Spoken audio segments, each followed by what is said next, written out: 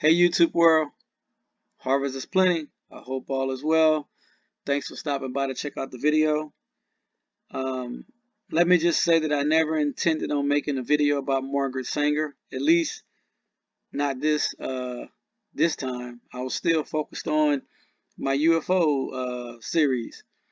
However, I woke this morning and turned on the TV to check out the weather to see, what type of day we was going to have today. And I saw a news story about Planned Parenthood. And that news story left a bad taste in my mouth. So I started ranting about it, and I decided to put up a video and share with you guys, what the news story was about. Now, let me just issue a disclaimer. This is not about women and what you can and can't do with your body. That's not what this video is about. Also, this is not an attack on anybody's personal political ideology.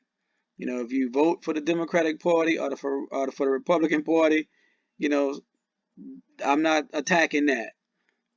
This video is about Margaret Sanger and her institution that she founded called Planned Parenthood.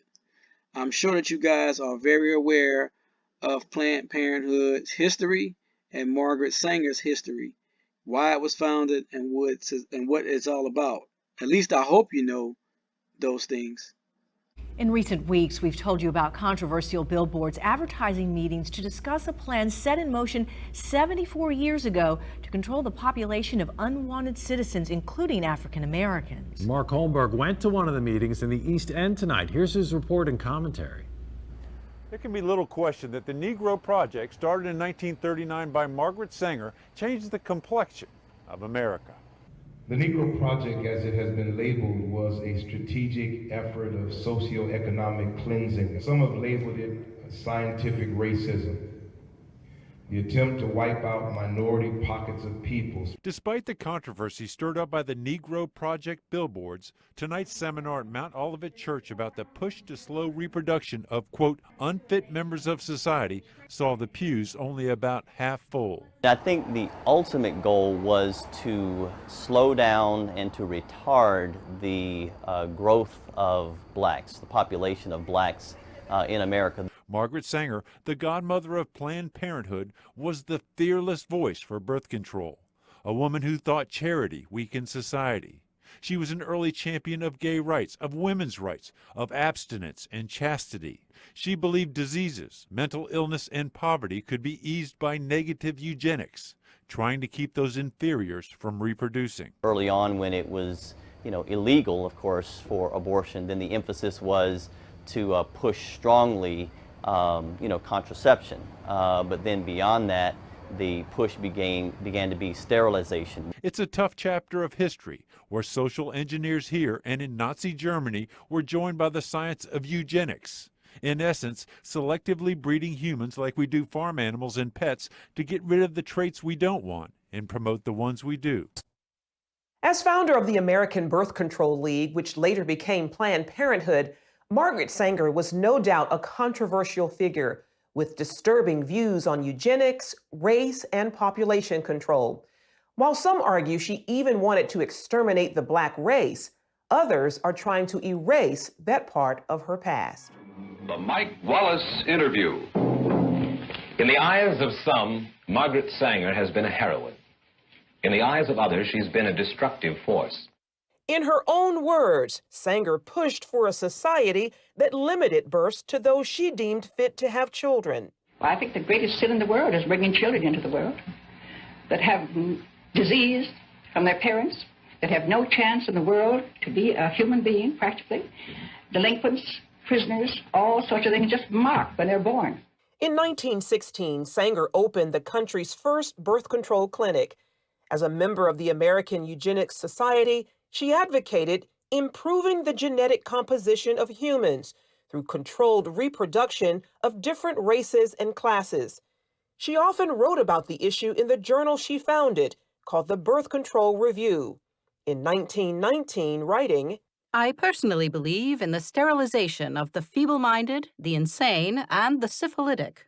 The most urgent problem today is how to limit and discourage the over-fertility of the mentally and physically defective.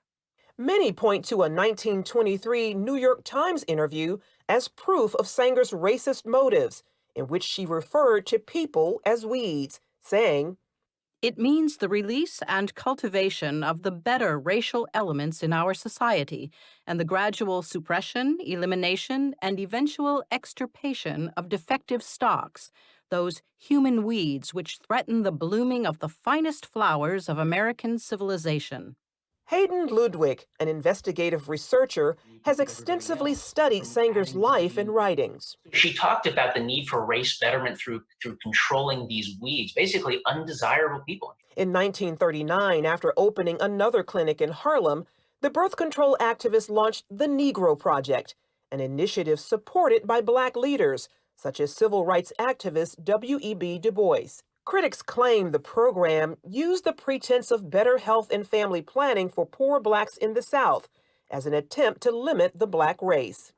Ludwig says some on the left grapple with Sanger's past and how to interpret her legacy. They know when she writes about human weeds, they know that it's repulsive. They know it's disgusting. Of course it's repulsive. Of course it's disgusting. It's downright evil, satanic, Luciferian.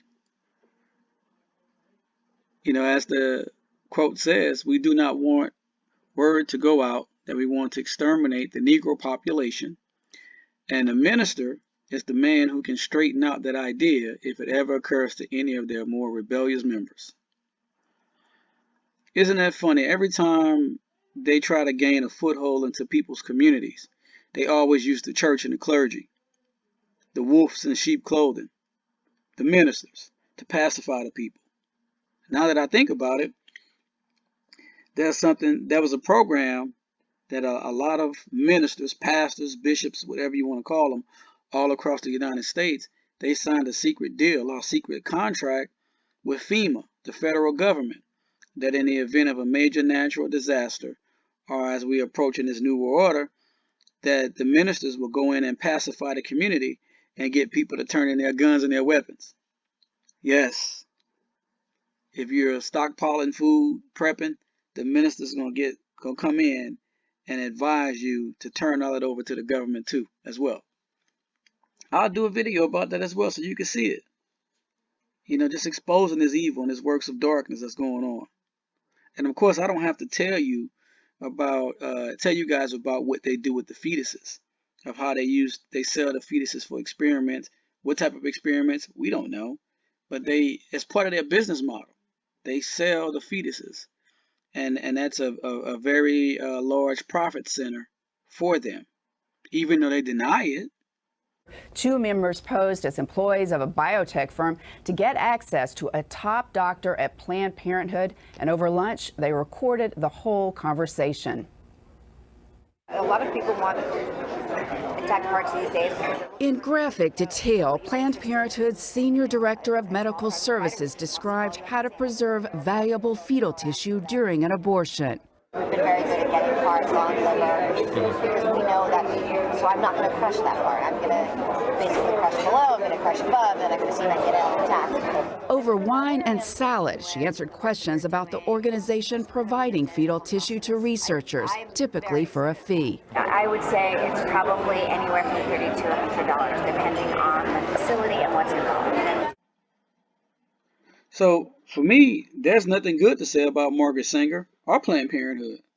If you support them, that's fine. That's on you. It's your choice. I'm not here to bash you.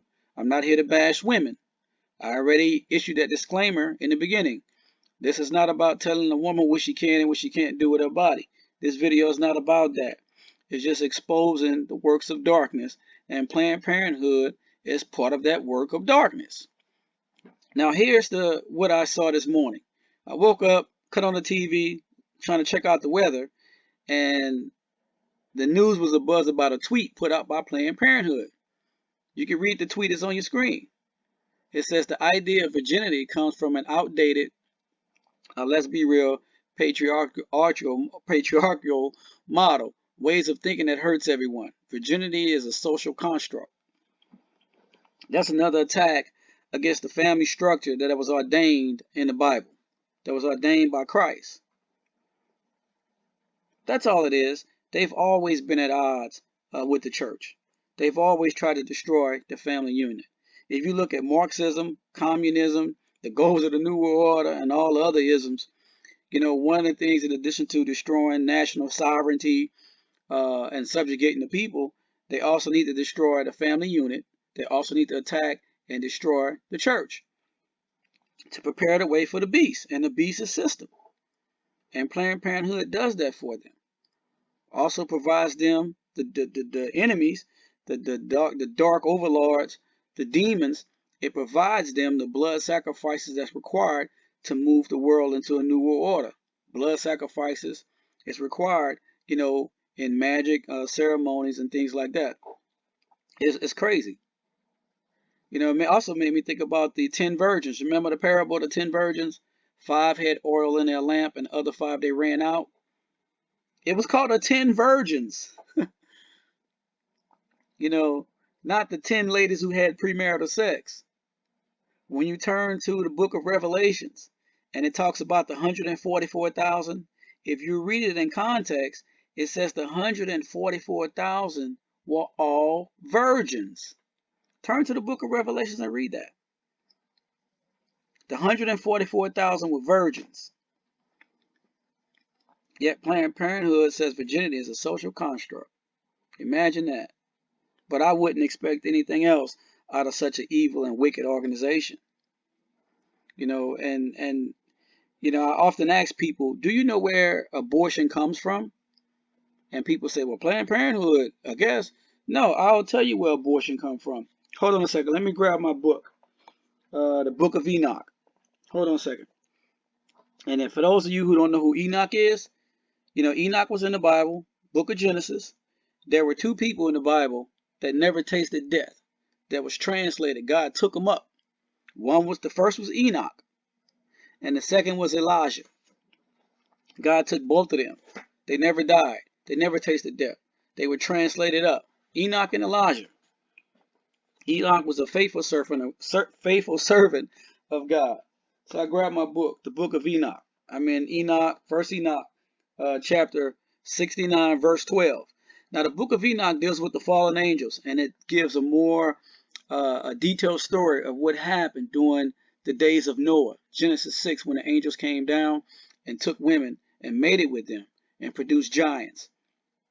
This is not about this video is not about whether Enoch should have been in the canon or not. Another video for another time. But I'm gonna go ahead and read this to you. Enoch 69, verse 12. And it's talking about one of the fallen angels. It says, and the 5th one was named Casdasia. This is he who showed the children of men all the wicked smitings of spirits and demons, and the smitings of the embryo in the womb, that it may pass away. I repeat that. This angel taught women the smitings of the embryo in the womb, that it may pass away. There you have it. Abortion was taught to man by the fallen angels when they came down in Genesis 6. That's where abortion came from.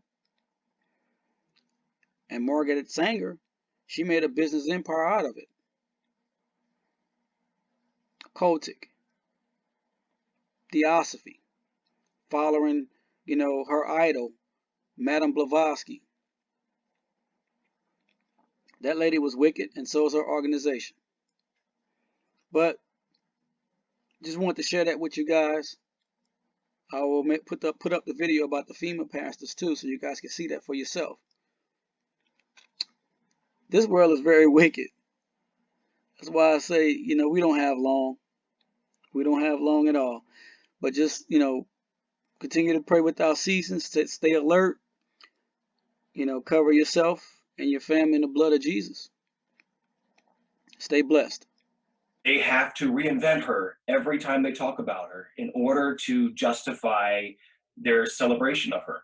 Former Planned Parenthood Director Abby Johnson says those inside the abortion industry are trained to overlook Sanger's racist views. They give you an answer like, well, I mean, yes, Margaret Sanger was a racist, but everybody was a racist back then. You accept it because she is your hero. And she has to be your hero. You cannot question Planned Parenthood. CBN News had published a series of articles on Alveda King and had quoted her accurately, saying that Margaret Sanger thought that black people were human weeds. Well, he came at us for that and saying you can't quote her accurately. You always have to put a disclaimer that there's no evidence that Margaret Sanger ever used the term human weeds. And he, in turn, quoted Esther Katz, who said that she had reviewed all of Margaret Sanger's papers and couldn't find any evidence that she ever used the term human weeds. Well, she knows full well about that New York Times article. And what she was saying is, well, within her papers, it's not there. But within the public record, it is there. And so there's a conscious effort to rewrite history and declare her as some kind of hero that we should all look up to and ignore the root of Planned Parenthood, which is quite clearly eugenics. Now, you go back to the title of that New York Times article, and it says, "Creating a Race of Thoroughbreds." So it's selective breeding. That's what this is all about. And within that selective breeding, you have to breed out what you think is undesirable. Well, in today's world, that is morally reprehensible. And you can't change that history, and you shouldn't even try to change that history.